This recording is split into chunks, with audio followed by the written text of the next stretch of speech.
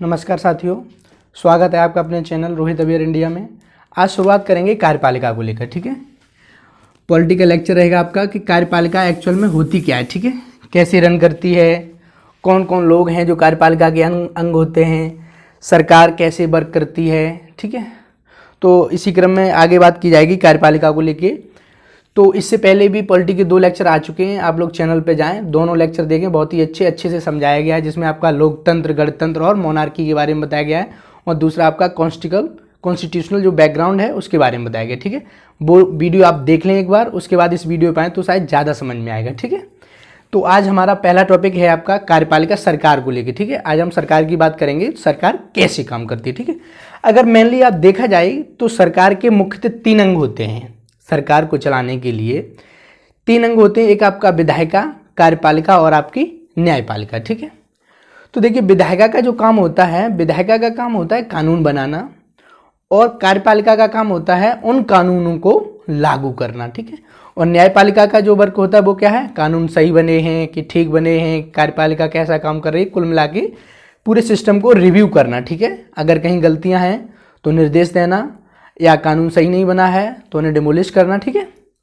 तो इसी क्रम में आगे हम बात करेंगे कार्यपालिका की। ठीक है, कार्यपालिका कैसे वर्क करती है, कौन कौन सी चीज़ें हैं जो कार्यपालिका में मुख्यतः भूमिका निभाती हैं। ठीक है, तो उसी क्रम में अगर हम आगे बढ़ें तो कार्यपालिका को अगर देखा जाए, अगर कार्यपालिका को डिफाइन किया जाए तो हम इसको कैसे डिफाइन करेंगे कार्यपालिका को। तो कार्यपालिका को डिफाइन करना है तो विधायिका द्वारा जो कानून बनाए जाते हैं, आपके विधायिका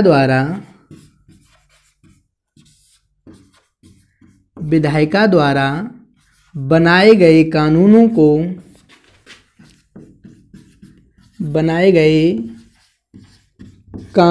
को लागू करना, बनाए गए कानूनों को लागू करना वो किसका काम रहता है, कार्यपालिका का। अब मान के चलिए विधायिका ने कानून बना दिए, तो कानून तो बन गए। ठीक है, तो कानून बनने के बाद कानून को लागू कराना, धरातल पे लेके आना, और धरातल पे कानून कैसे काम करेंगे, रोज़मर्रा की जो लाइफ है उसमें कानूनों को एग्जीक्यूट करना, वो काम किसका रहता है, आपका विधायिका का रहता है। ठीक है, तो अगर फॉर्म में इसमें देखा जाए आपकी, तो मेनली क्या है, कार्यपालिका एक बहुत बड़ी भूमिका रहती है शासन प्रशासन को चलाने में। कार्यपालिका का बहुत योगदान रहता है। ठीक है, अगर इसमें बात की जाए कार्यपालिका की, तो कार्यपालिका को अगर देखा जाए तो मोस्टली कार्यपालिका को अगर आप इसका डिवीजन करना चाहें, किसका, कार्यपालिका का सेपरेशन, तो कार्यपालिका को हम लोग 2 पार्ट्स में डिवाइड कर सकते हैं। एक आपकी राजनीतिक कार्यपालिका हो गई, एक आपकी स्थायी कार्यपालिका हो गई। राजनीतिक कार्यपालिका क्या होती है, जो जनप्रतिनिधि होते हैं, जनप्रतिनिधि, उनको हम राजनीतिक कार्यपालिका के अंदर लाते हैं। और स्थायी कार्यपालिका होती है, उसके अंदर जो आपके सिविल सर्वेंट्स जो होते हैं वो आते हैं, क्योंकि जो सिविल सर्वेंट्स होते हैं वो कार्यपालिका की रीढ़ की हड्डी होते हैं। क्योंकि सपोज करिए विधायिका ने कानून बना दिया, तो वो आपकी एक अपर बॉडी है, उन्होंने कानून बना दिया और छोड़ दिया। ठीक है, अब सबसे बड़ी बात यह है कि उन कानूनों को धरातल पे लाके और लागू करना, वो सबसे बड़ा काम रहता है आपका सिविल सर्वेंट्स का। ठीक है, तो जो भी गवर्नमेंट्स के जो कर्मचारी होते हैं वो सब क्या किसके अंदर आते हैं, आपके कार्यपालिका के अंदर आते हैं। ठीक है, तो ये तो बात हो गई आपकी कार्यपालिका की। तो कार्यपालिका का मेन काम समझ में आ गया, क्या हो गया, बने हुए कानूनों को लागू करना किसका काम हो गया, कार्यपालिका का। ठीक है, और इसमें हमने आपको डिवाइड भी करके दिखाया था, एक आपकी राजनीतिक कार्यपालिका, लोग पूछ लेते हैं कार्यपालिका, राजनीतिक कार्यपालिका क्या होती है। ठीक है, तो आपकी राजनीतिक कार्यपालिका हो गई, और नंबर 2 आपकी स्थायी कार्यपालिका। स्थायी कार्यपालिका, ठीक है, स्थायी कार्यपालिका में आपके सिविल सर्वेंट्स आ जाते हैं, या जो भी आपके गवर्नमेंट्स के कर्मचारी होते हैं वो किस में आ जाते हैं, सिविल सर्वेंट्स। और राजनीतिक कार्यपालिका में जैसे आप मंत्रिपरिषद हो गई हमारी, मंत्रिपरिषद। ठीक है, ये क्या है, हमारी राजनीतिक कार्यपालिका है। अब देखिए कार्यपालिका बनती कैसे है, काम कैसे करती है कार्यपालिका। तो देखिए कार्यपालिका जो होता है, कार्यपालिका जो बनने का जो आपका क्रम है, तो कार्यपालिका आपकी राष्ट्रपति, प्रधानमंत्री, मंत्रिपरिषद और हमारी जो स्थायी कार्यपालिका सिविल सर्वेंट जो होते हैं उनको मिलकर काम करती है। ठीक है, तो कार्यपालिका में अगर देखा जाए तो हेड कौन रहता है आपका? कार्यपालिका का जो हेड होता है वो आपका राष्ट्रपति होता है। राष्ट्रपति आपका कार्यपालिका हेड होता है। उसके बाद प्रधानमंत्री होता है आपका, प्रधानमंत्री। ठीक है, प्रधानमंत्री प्लस आपकी जो काउंसिल ऑफ मिनिस्टर है, मंत्रिपरिषद, और प्लस आपके जो सिविल सर्वेंट्स होते हैं जिसे हम स्थायी कार्यपालिका कहते हैं। ठीक है, स्थायी कार्यपालिका। ठीक है, कोष्टक में लिख दिया है सिविल सर्वेंट्स। ठीक है, तो एक कार्यपालिका कैसे बनती है? कार्यपालिका में आपका राष्ट्रपति होता है, प्रधानमंत्री होते हैं, मंत्रिपरिषद होते हैं, स्थायी कार्य होते हैं। जो आपके स्थायी कार्यपालिका में जो सिविल सर्वेंट्स होते हैं वो उसके अंडर काम करते हैं। ठीक है, तो समझ में आ गया होगा कार्यपालिका। क्योंकि हमारे देश में जो कार्यपालिका का नेचर है, जो कार्यपालिका की प्रकृति है वो कैसी है? संसदीय। और हमारे देश में जो भी काम होते हैं उसका जो प्रमुख होता है वो कौन होता है? राष्ट्रपति। क्योंकि सारी शक्तियां जो होती हैं वो राष्ट्रपति में निहित होती हैं। किस में निहित होती?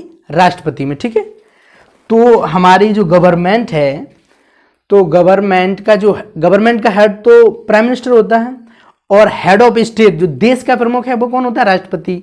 तो हमारे संविधान में ये कहा गया है कि जो भी काम होंगे वो सभी राष्ट्रपति के नाम पे होते हैं। ठीक है, तो सारी शक्तियां तो राष्ट्रपति में निहित होती हैं, लेकिन जो सरकार होती है, सरकार गवर्नमेंट का जो हेड होता है वो पीएम होता है। ठीक है, तो ये संविधान में लिखा भी गया है कि जो मंत्रिपरिषद होती है वो जो सलाह देगी, मंत्रिपरिषद जो होती है हमारी, मंत्रिपरिषद काउंसिल ऑफ मिनिस्टर जो होती है, COM काउंसिल ऑफ मिनिस्टर होती है, उसका जो हेड होता है वो पीएम होता है। मंत्रिपरिषद का हेड कौन होता है? पीएम। और पीएम जो सलाह देता है वो राष्ट्रपति को मंजूर करनी पड़ती है। आपने आर्टिकल जो आपका 74(1) है, 74(1) उसमें स्पष्ट लिखा गया है कि मंत्रिपरिषद की सलाह राष्ट्रपति को माननी पड़ेगी। राष्ट्रपति अपनी मर्जी से कुछ नहीं करता है। जो प्रधानमंत्री आदेश करते हैं या जो सलाह देते हैं वो राष्ट्रपति को माननी पड़ती है। हाँ, ये जरूर है कि राष्ट्रपति एक बार पुनर्विचार के लिए किसी बिल को भेज सकता है वापस, लेकिन अगर मंत्रिपरिषद ने उसे पुनः ज्यों का त्यों वापस लौटा दिया अगर राष्ट्रपति के पास, तो राष्ट्रपति को वो बात माननी पड़ेगी। ठीक है, तो हमारी जो कार्यपालिका है वो ऐसे वर्क करती है कि उसमें जो सारी शक्तियां हैं वो राष्ट्रपति के पास होती हैं, लेकिन वो शक्तियों का जो यूज होता है वो प्रधानमंत्री करता है, और जो राष्ट्रपति होता है वो किसके अकॉर्डिंग चलता है? प्रधानमंत्री के अकॉर्डिंग। मतलब जो मंत्रिपरिषद है, क्योंकि मंत्रिपरिषद का हेड प्रधानमंत्री हो गया, और जो मंत्रिपरिषद की सलाह होती है वो राष्ट्रपति के लिए बाध्य होती है।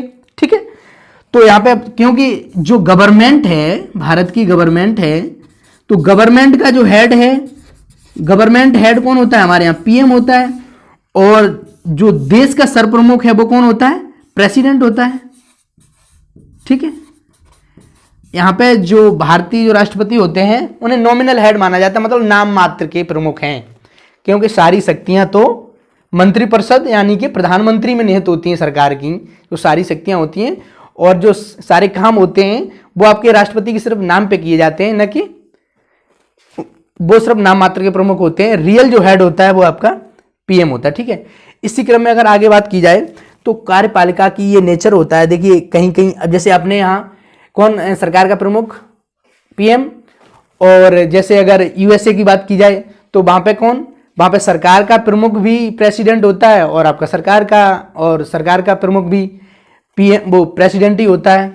तो वहाँ पे राष्ट्रपति है वो सरकार प्लस देश दोनों का ही प्रमुख होता है। ठीक है, तो ये जो डिफरेंस होता है ये सब क्या है? कार्यपालिका का ही तो डिफरेंस है कि कहीं कहीं तो राष्ट्रपति प्रमुख है दोनों ही जगह, कहीं कहीं क्या है राष्ट्रपति के पास भी शक्तियां हैं। जैसे आप रसिया को ले लीजिए, रसिया में क्या है राष्ट्रपति के पास भी हैं और पीएम के पास भी वहाँ शक्तियाँ रहती हैं। श्रीलंका की बात कर लीजिए तो श्रीलंका में प्रधानमंत्री और प्रेसिडेंट दोनों के पास पावर्स हैं। ऐसे अगर फ्रांस को देख लीजिए आप, तो फ्रांस में क्या है, फ्रांस में आपका प्रेसिडेंट के पास भी शक्तियाँ हैं और आपके पीएम के पास भी शक्तियाँ होती हैं, ठीक है। और इसी तरीके से जैसे यूके को देख लीजिए तो यूके में आपके प्रेसिडेंट, वहाँ का जो प्रेसिडेंशियल फॉर्म है वो मोनार्की है, कॉन्स्टिट्यूशनल मोनार्की है वहाँ पे, ठीक है। तो वहाँ पे राजा के पास कोई शक्तियाँ नहीं है, वो सिर्फ नाम मात्र का प्रमुख है, ठीक है।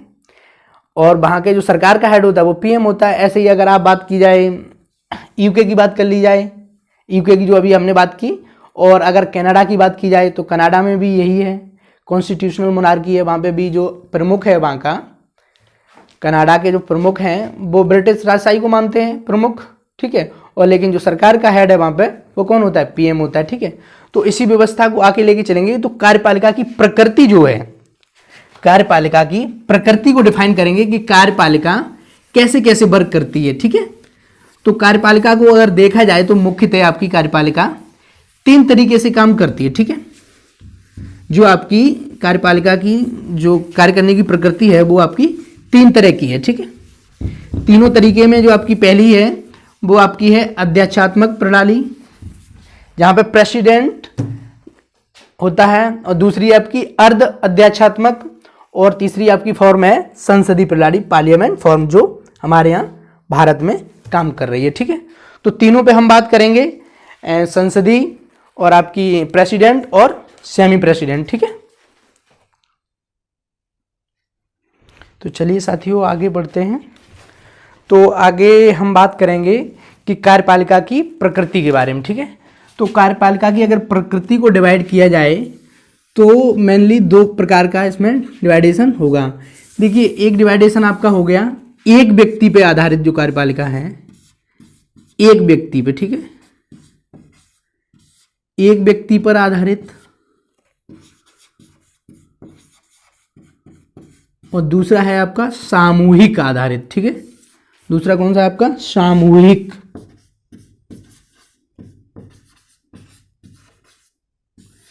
सामूहिक, ठीक है। एक आपका एक व्यक्ति के नेतृत्व के आधार पे हो गया, दूसरा आपका सामूहिक लीडरशिप, ठीक है। तो अगर इसमें बात की जाए एक व्यक्ति के आधार पर जो नेतृत्व होता है, तो वो जो आपकी फॉर्म होती है वो आपकी होती है अध्यक्षात्मक, ठीक है। अध्यक्षात्मक व्यवस्था जिसे बोलते हैं हम। ये आपका नंबर 1 हो गया। ये जो आपकी व्यवस्था है वो आपकी कैसी हो गई, अध्यक्षात्मक। और सामूहिक में जो व्यवस्था होती है उसको दो तरीके में मानते हैं। एक आपकी अर्ध अध्यक्षात्मक, ठीक है, अर्ध अध्यक्षात्मक, ठीक है, अर्ध अध्यक्षात्मक, ठीक है। और दूसरी तो हमारी संसदीय व्यवस्था है, संसदीय, ठीक है, संसदीय। इसका आपका नंबर 3 हो गया। तो मेनली आपकी एक संसदीय हो गई, दूसरी आपकी अध्यक्षात्मक हो गई, और तीसरी आपकी अध्यक्ष। इसे हम प्रेसिडेंशियल फॉर्म बोलते हैं, इसे सेमी प्रेसिडेंशियल, और इसे हम पार्लियामेंट्री फॉर्म बोलते हैं, ठीक है। तो अगर बात की जाए प्रेसिडेंशियल फॉर्म की, इसका एग्जांपल भी आपको दे दें, जैसे आपकी अमेरिका, ठीक है, यूनाइटेड स्टेट ऑफ अमेरिका में ये व्यवस्था काम कर रही है। आपकी अगर लैटिन अमेरिकी देश देखे जाएं तो इसमें ब्राज़ील भी आता है, आपका ब्राज़ील जो आपका साउथ कॉन्टिनेंट में है, ठीक है। और आपका इसमें लैटिन अमेरिकी देश भी हैं जो हैं, ठीक है। ये व्यवस्था कैसे रन करती है, अध्यक्षात्मक व्यवस्था है, ये आपकी कैसे रन करती है। इसमें एक ही व्यक्ति हेड होता है, एक ही व्यक्ति इसमें सरकार का भी प्रमुख होगा, एक ही व्यक्ति देश व सरकार का प्रमुख होता है, ठीक है। देश व सरकार दोनों का प्रमुख होता है, दोनों का प्रमुख होता है, ठीक है। इसमें क्या रहता है, तीनों को अलग अलग कर लिया जाए तो इसमें आपका क्या रहता है, इसमें क्या होता है, इसमें प्रेसिडेंट भी होता है आपका, इसमें जो राष्ट्रपति जो होता है वो आपका देश का प्रमुख होता है, देश का प्रमुख होता है, हेड ऑफ स्टेट। और जो आपका प्रधानमंत्री होता है इस व्यवस्था में, वो आपका सरकार का प्रमुख होता है। ठीक है, सरकार का प्रमुख होता है। यहाँ पे भी क्या है, राष्ट्रपति जो होता है संसदीय व्यवस्था में, राष्ट्रपति हो गया या आपका राजा हो गया, वो आपका हेड ऑफ स्टेट होता है। मतलब देश का प्रमुख तो होगा लेकिन उसके पास कोई शक्तियां नहीं होंगी। और यहाँ पे जो प्रधानमंत्री होता है वो आपका सरकार का प्रमुख होता है। प्रधानमंत्री जो है आपका सरकार का प्रमुख होता है। ठीक है, सरकार का प्रमुख कौन होता है, संसदीय व्यवस्था में प्रधानमंत्री। ठीक है, देखिए यहाँ पे जो संसदीय व्यवस्था है आपकी, इसमें आपका राष्ट्रपति भी होता है, इसमें राजा भी होता है। मतलब जहाँ पे मोनार्की है वहाँ पे राजा होगा। इसे देखिए हम कॉन्स्टिट्यूशनल मोनार्की भी बोलते हैं, संवैधानिक राजतंत्र। यहाँ पे राजा, जैसे जापान है, इसमें जापान है आपका, यूके हो गया यहाँ, और आपका कनाडा हो गया। तो यहाँ पे क्या है, प्रमुख तो राजा है लेकिन राजा के पास कोई शक्तियां नहीं है। ठीक है, कार्य जो है वहां प्रधानमंत्री ही करता है। ठीक है, सिर्फ उनके नाम पे सिर्फ फैसले लिए जाते हैं, उनके पास कोई शक्ति नहीं है। ठीक है, तो संसदीय व्यवस्था में क्या है, वो सिर्फ नाम मात्र का प्रमुख होता है। राष्ट्रपति हो गया, आपका राजा हो गया, जो भी है वो आपका नाम मात्र का प्रमुख होता है। ठीक है, लेकिन अर्धअध्यक्षात्मक व्यवस्था है, उसमें राष्ट्रपति के पास पावर होती है। राष्ट्रपति के पास क्या पावर होती है, वो जो प्रधानमंत्री है, प्रधानमंत्री को चुनने की जो पावर होती है वो राष्ट्रपति के पास होती है। जैसे श्रीलंका में 1978 में जो चेंजेस हुए थे संविधान को लेके, तो उसमें यही तो हुआ था। पहले वहां पे जो संसदीय व्यवस्था थी, उसके बाद वहां पे क्या लाया गया, अर्धअध्यक्षात्मक प्रणाली लाई गई। तो उसमें राष्ट्रपति के पास क्या होता है, हाँ ये जरूर है इसमें, इस वाली व्यवस्था में, अर्धअध्यक्षात्मक वाली में, कि प्रधानमंत्री है वो राष्ट्रपति की पार्टी का भी हो सकता है और विरोधी दल का भी हो सकता है। ठीक है, ये होता है। और आपका जो ये प्रणाली है प्रेसिडेंशियल फॉर्म, जैसे अमेरिका में है, तो उसमें एक ही व्यक्ति जो होता है वो देश का भी प्रमुख होता है और सरकार का भी प्रमुख होता है। यहाँ पे जो एक व्यक्ति है वो ज़्यादा पावरफुल रहता है। देखिए हमारे संविधान बनाने वाले लोग भी चाहते तो ये व्यवस्था अपना सकते थे, लेकिन इस व्यवस्था में डर इस बात का रहता है कि एक ही व्यक्ति सरकार और देश दोनों का जब प्रमुख होता है, तो इस व्यवस्था में डर रहता है कि एक व्यक्ति देश पे ज़्यादा हावी हो जाना, लोगों के प्रति पता नहीं कैसी अवधारणा हो जाए। इसमें एक व्यक्ति पूजा का जो डर रहता है वो हमेशा भय बना रहता है, कहीं लोग एक व्यक्ति को कहीं भगवान न समझने लगें। तो इन सब चीज़ों को ध्यान में रखते हुए हमारे जो भारतीय जो संसदीय व्यवस्था को अपनाया गया, जो हमारी पार्लियामेंट फॉर्म है, इन सब चीज़ों को देखते हुए हमने संसदीय व्यवस्था को अपनाया। ठीक है, अगर आगे बात की जाए तो इसमें चुनाव की बात की जाए, इसमें प्रेसिडेंशियल फॉर्म में, इसमें आपका राष्ट्रपति जो होता है, जो राष्ट्रपति का चुनाव होता है, राष्ट्रपति जो आपका होता है वो प्रत्यक्ष चुनाव से आता है। किससे आता है, प्रत्यक्ष मतदान से। ठीक है, मतलब यहां पे लोगों को सीधा सीधा प्रत्यक्ष मतदान से चुना जाता है, प्रत्यक्ष मतदान से चुना जाता है। ठीक है, इस वाली व्यवस्था में क्या रहता है, इसमें भी राष्ट्रपति प्रत्यक्ष मतदान से आता है। ठीक है,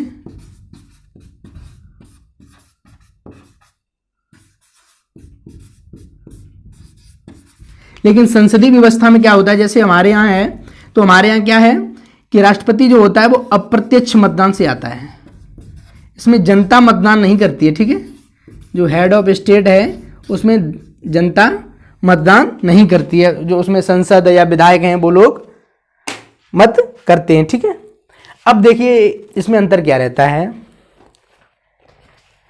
ये जो व्यवस्था है प्रेसिडेंशियल फॉर्म, इसमें जो राष्ट्रपति होता है, जो विधायिका जो होती है, लॉ मेकिंग मशीनरी आपकी होती है, कानून बनाने की जो विधायिका जो होती है, उसके प्रति जो राष्ट्रपति होता है वो जवाबदेही नहीं होता है। ये सबसे विचारणी पॉइंट है कि जवाबदेही नहीं होती है इसमें। जैसे आपने देखा कि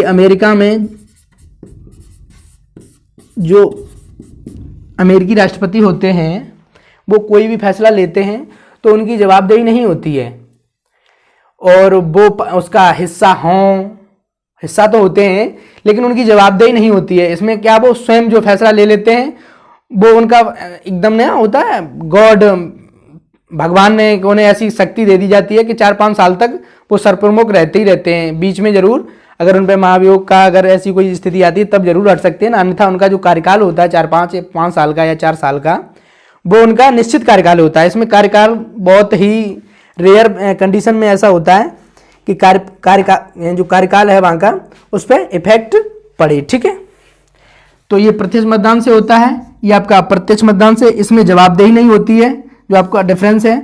इसमें आपकी प्रधानमंत्री की जवाबदेही होती है। ठीक है, जवाबदेही होती है,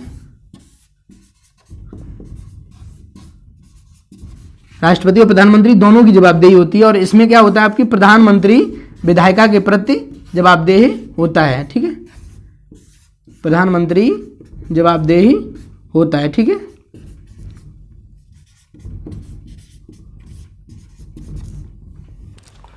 तो बात समझ में आ गई। ये प्रणाली, ये प्रणाली, ये प्रणाली, ये तीनों प्रणाली हैं जो कार्यपालिका की प्रकृति के आधार पर हमने इनका विभाजन किया था। लोग कहीं कहीं यहाँ पे कंफ्यूज ये हो रहे होंगे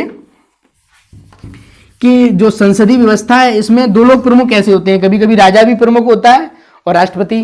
तो हमने आपको एक बार फिर बताया, जहां पे वंशानुगत या राजतंत्र चल रहा है, आपका राजतंत्र है, तो वहां का जो हेड होता है, हेड ऑफ स्टेट, वो राजा होता है। और जहां पे आपकी या लोकतंत्र प्लस रिपब्लिक दोनों है, तो वहां का जो हेड होता है वो आपका प्रेसिडेंट होता है। ठीक है, कॉन्स्टिट्यूशनल मोनार्की में राजा हेड होता है, और गवर्नमेंट राजा जो होता है वो देश का प्रमुख होता है, और सरकार का प्रमुख आपका प्राइम मिनिस्टर रहता है। ठीक है, इसमें जैसे आपके एग्जाम्पल भी सेट कर दें, इसमें एग्जाम्पल आपका हो जाएगा अर्ध अध्यक्षात्मक में आपका श्रीलंका हो गया, श्रीलंका, रसिया और आपका फ्रांस। ठीक है, फ्रांस। इसमें आपका हमने आपको बताई दिया था यूएसए, ब्राजील। इसमें अगर आपका देखा जाए संसदीय व्यवस्था में तो हमारा इंडिया हो गया, जापान हो गया, यूके हो गया। देखिए इंडिया में प्रेसिडेंट और आपका प्राइम मिनिस्टर दोनों होते हैं। जापान में आपका राजा होता है क्योंकि वहाँ कॉन्स्टिट्यूशनल मोनार्की है और डेमोक्रेसी भी है। यूके में भी सेम कंडीशन है। ठीक है, तो ये तो बात हो गई कार्यपालिका के प्रकृति की, कि कार्यपालिका कैसे कैसे वर्क करती है। ठीक है, किस किस देश में किस प्रकार की कार्यपालिका अपनाई जाती है। इसी क्रम में अगर आगे बढ़ा जाए, आपका देखा जाए तो भारत की जो भारतीय कार्यपालिका के बैकग्राउंड पे अगर बात की जाए तो भारतीय कार्यपालिका कैसे काम करती है और उसका हिस्टोरिकल बैकग्राउंड क्या रहा है, तो उस पर बात करेंगे। ठीक है, तो उसको भी देखते हैं।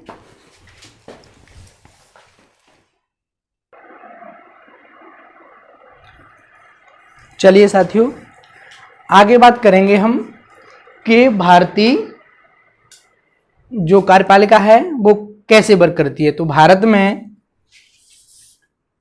में आपकी संसदीय कार्यपालिका है। भारत में संसदीय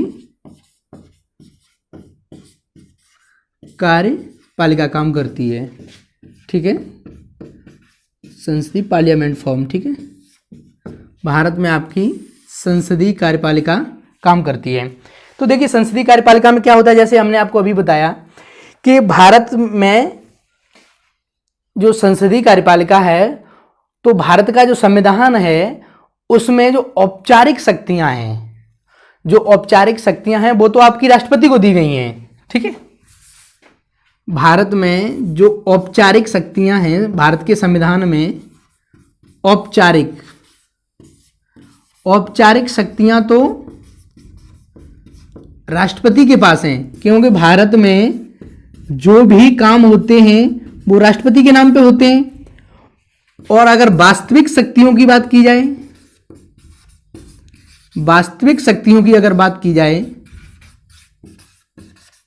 अगर वास्तविक शक्तियों की बात की जाए तो भारत में वास्तविक जो शक्तियां हैं वो आपकी किसके पास हैं, प्रधानमंत्री के पास हैं। ठीक है,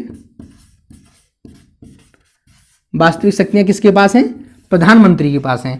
तो देखिए इसमें प्रधानमंत्री और राष्ट्रपति का क्यों जिक्र हो रहा है, बात करेंगे। तो देखिए कार्यपालिका आखिर में बनी कैसे है, तभी तो राष्ट्रपति या आपका प्रधानमंत्री की बात कर रहे हैं। तो भारत की जो कार्यपालिका है वो कैसे मिलकर काम करती है, तो भारत की जो कार्यपालिका है, भारत की कार्यपालिका में जो संघ की कार्यपालिका, ठीक है, केंद्र सरकार की जो कार्यपालिका है वो कैसे वर्क करती है। केंद्र की कार्यपालिका में आपका राष्ट्रपति होता है, राष्ट्रपति होता है आपका, नंबर 2 प्रधानमंत्री, प्रधानमंत्री, और काउंसिल ऑफ मिनिस्टर, मंत्रिपरिषद भी होती है इसमें, ठीक है, मंत्रिपरिषद। और आपकी एक जो सबसे लास्ट में है वो आपकी स्थायी कार्यपालिका। अभी आपको इसको बारे में भी बताएंगे कि स्थायी कार्यपालिका क्या होती है, स्थायी कार्यपालिका, ठीक है।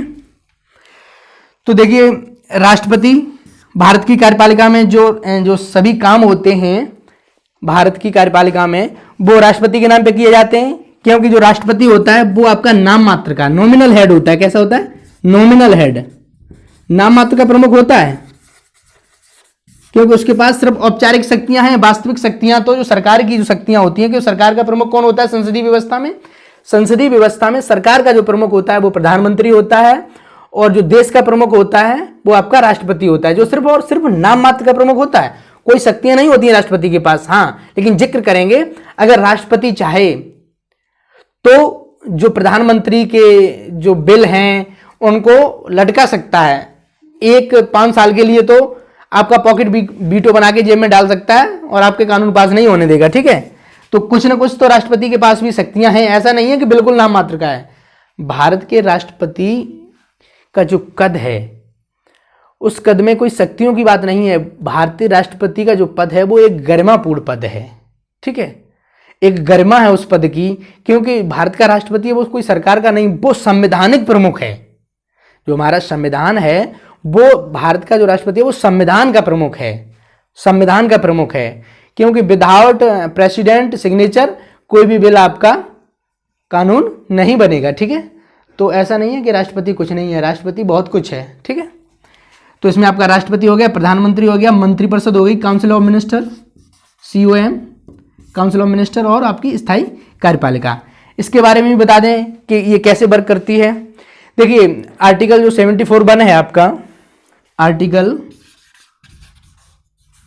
74 बन, इसमें संशोधन किया गया था। आर्टिकल 74 बन है, उसमें स्पष्ट लिखा गया है कि मंत्रिपरिषद जो है वो जो भी सलाह देगी, किसको, राष्ट्रपति को जो सलाह देगी वो सलाह राष्ट्रपति के लिए बाध्य होगी। और राष्ट्रपति किसकी सलाह पर कार्य करता है, प्रधानमंत्री, और प्रधानमंत्री मंत्रिपरिषद की सलाह पर कार्य करता है। तो जो हमारा प्रधानमंत्री होता है वो मंत्रिपरिषद और राष्ट्रपति के बीच में एक सेतु का वर्क करता है, सेतु का काम करता है। उधर से सूचनाएं ली, उधर को दी, तो मतलब एक, क्योंकि मंत्री जो आपका प्रधानमंत्री होता है वो मंत्रिपरिषद का हेड होता है, तो जो आदेश आपका प्रधानमंत्री करता है वो मंत्रिपरिषद करता है, और मंत्रिपरिषद का जो सलाह होती है वो आपको राष्ट्रपति को माननी पड़ती है, और राष्ट्रपति को सलाह कौन देता है, प्रधानमंत्री देता है। हाँ, ऐसा जरूर है कि अगर राष्ट्रपति चाहे तो प्रधानमंत्री या मंत्रिपरिषद की सलाह को एक बार पुनर्विचार के लिए भेज सकता है, और अगर मंत्रिपरिषद ने वही सलाह बगैर किसी उसके कंसेंट के, बगैर किसी अमेंड के, सेम टू सेम अगर वापस भेज दी तो राष्ट्रपति को वो मानना पड़ जाएगा, वो कानून बनाना पड़ेगा, ठीक है। ये आर्टिकल 74 बन देता है कि मंत्रिपरिषद की सलाह के बगैर राष्ट्रपति कोई काम नहीं कर सकता है, ठीक है। मंत्रिपरिषद की सलाह मानना वैध है, ठीक है। तो इस बात का विशेष ध्यान रखें कि भारतीय राष्ट्रपति हैं वो प्रधानमंत्री की सलाह पर ही काम करते हैं। हाँ, अब बात करते हैं स्थायी कार्यपालिका क्या होती है।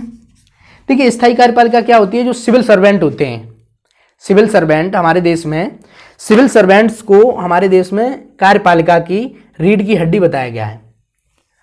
क्योंकि जब सरकारें चुनाव में जाती हैं या जब सरकार नहीं काम कर रही होती है, प्रेसिडेंशियल फॉर्म, उसमें जब राष्ट्रपति का शासन होता है, प्रेसिडेंशियल रूल, तो क्या होता है उस वक्त जो सरकार में, सरकार या प्रशासन को चलाना जो रहता है वो कौन लोग चलाते हैं, सिविल सर्वेंट्स से तो चलाते हैं। तो कार्यपालिका में जो भी सरकार के कर्मचारी हैं, सरकार के कर्मचारी, सरकार के कर्मचारियों में अगर मुख्यतः देखा जाए तो सिविल सर्वेंट्स, ठीक है, जो केंद्र सरकार के होते हैं, केंद्र सरकार जो संघ लोक सेवा आयोग जिन्हें नियुक्त करती है, जैसे एक जिले में देखा जाए तो जिले में सबसे बड़ा अधिकारी केंद्र सरकार का कौन होता है?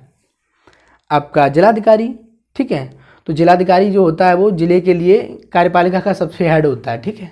तो सिविल सर्वेंट्स जो होते हैं वो आपके स्थायी कार्यपालिका में आ जाते हैं। जो भी गवर्नमेंट सर्वेंट्स होते हैं या सेंट्रल गवर्नमेंट्स के या स्टेट गवर्नमेंट्स के जो होते हैं वो आपके कार्यपालिका के एक स्थायी कर्मचारी होते हैं, ठीक है, वो हमेशा ही वर्क करते हैं।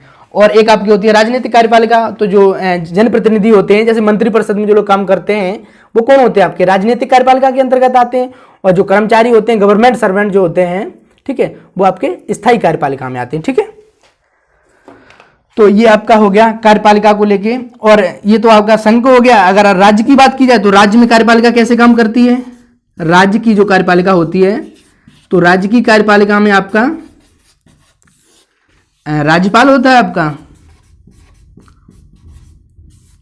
मुख्यमंत्री होता है, और एक राज्य की मंत्रिपरिषद होती है, स्टेट काउंसिल मिनिस्टर, ठीक है। और भाई आपके स्थायी जो आपके कार्यपालिका अधिकारी होते हैं वो होते हैं, ठीक है। ऐसे आपकी इसमें राज्यपाल, क्योंकि जो राज्य के सभी कार्य होते हैं वो किसके नाम पे होते हैं? राज्यपाल के नाम पे, ठीक है। और आपके और उसमें मुख्यमंत्री जो होता है आपका हेड होता है, ठीक है। वही फॉर्म होती है जैसे आपकी देश में काम करती है। तो आशा करते हैं कि कार्यपालिका के बारे में समझ में आ गया होगा कि कार्यपालिका कैसे वर्क करती है, ठीक है। संविधान में देखिए, अगर हम लोग बात करें कि विधायिका, कार्यपालिका और न्यायपालिका, ये सरकार के प्रमुख 3 अंग होते हैं। कोई भी सरकार तभी चलेगी जब वहाँ की कार्यपालिका, न्यायपालिका और विधायिका अच्छे से काम करेगी। और अगर भारतीय संसद की बात की जाए, भारतीय संविधान की बात की जाए, तो भारतीय संविधान में इस बात का विशेष ध्यान रखा गया है कि विधायिका, कार्यपालिका और न्यायपालिका एक दूसरे के तालमेल से और सहयोग से चलें, ठीक है। इस बात का भारतीय संविधान में विशेष ध्यान रखा गया है कि कार्यपालिका, विधायिका और आपकी न्यायपालिका एक दूसरे के सहयोगात्मक हों, ठीक है। और इसी कड़ी में अगर आगे बात की जाए तो जो सेपरेशंस ऑफ पावर हैं, सेपरेशंस ऑफ पावर, तो वो कार्यपालिका और विधायिका और न्यायपालिका की सबकी अलग अलग हैं, ठीक है। ऐसा नहीं है कि कोई किसी की पावर्स को कट करेगा। ये संविधान में इस पर लिखा गया है कि कार्यपालिका का काम कार्यपालिका करेगी, न्यायपालिका का काम न्यायपालिका करेगी और आपकी विधायिका काम विधायिका करेगी, ठीक है। तो आशा करते हैं कार्यपालिका के बारे में एक दृष्टिकोण बना होगा, समझ में भी आया होगा। तो आप लोग चैनल पे जरूर बताएं कमेंट सेशन में जाके कि ये सेशन कैसा लगा आपको कार्यपालिका का, ठीक है। अगर अच्छा लगा हो तो कमेंट में ज़रूर बताएं कि अच्छा लगा है, तो हम विधायिका के बारे में भी लेके आएंगे, न्यायपालिका को भी समझाएंगे कि न्यायपालिका कैसे वर्क करती है, विधायिका कैसे वर्क करती है। कार्यपालिका मोस्टली हमें तो लगता है कि समझ में आ गया होगा, नहीं है तो आप लोग कमेंट सेशन में लिखें, जो चीज़ समझ में नहीं आई उसका आपको रिप्लाई दिया जाएगा, ठीक है। ठीक है साथियों, और आप लोग चैनल को शेयर सब्सक्राइब जरूर करें, लाइक भी कर दें, ठीक है। और जो आपके सजेशन हैं, सजेशन जरूर दें, ठीक है। जो आपके सुझाव हैं, सुझाव जरूर दें, जिस टॉपिक पे भी आपको वीडियो चाहिए। जैसे पॉलिटी में है, पॉलिटी की एक सीरीज भी चल रही है आपकी, कंटिन्यू सीरीज चल रही है, वो तो आगे बढ़ेगी सिलेबस को लेके। और ये आपके जो टॉपिक्स हैं, हॉट टॉपिक्स जिसे बोलते हैं, हॉट टॉपिक्स के बारे में लोग बात तो करते हैं लेकिन समझ नहीं पाते हैं कि क्या विधायिका है, क्या है लोकतंत्र, कहाँ है, क्या गणतंत्र है। जो ऐसे हॉट टॉपिक्स हैं उन पे हम स्पेशल वीडियो लाते रहेंगे, कॉन्सेप्चुअल, उन पे हम कॉन्सेप्ट थॉट आपको देंगे, ठीक है। तो ठीक है साथियों, चैनल को लाइक शेयर एंड सब्सक्राइब